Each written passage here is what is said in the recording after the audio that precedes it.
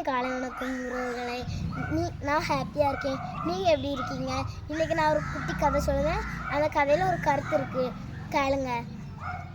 ஒரு ஒரு ஒரு கணவனும் ஒரு மனைவியும் இருந்தாங்க. அவங்க வந்து எப்போவுமே அன்பா சண்டை போடாமல் பாசமாக இருப்பாங்களாம். அடுத்தவங்க பொறாமப்படுத அளவு அவங்க வந்து அன்பாக இருப்பாங்களாம். ஒரு நாள் கணவன் வந்து ஒரு டைமிஸ் வாங்கிட்டு வந்தாராம். அந்த டைமிஸை கொடுக்கும்போது கீழே விழுந்து உடஞ்சிட்டான்.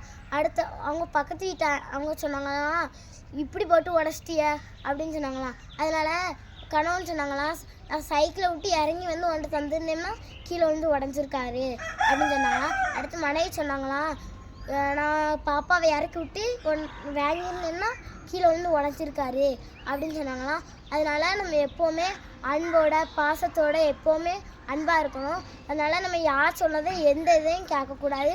நம்ம குடும்பத்தோட ஒற்றுமையாக இருந்தால் எதனாலும் சாதிக்க முடியும். ஒற்றுமையாக இருந்து நம்ம எப்போவுமே கடவுளை தாண்டணும்.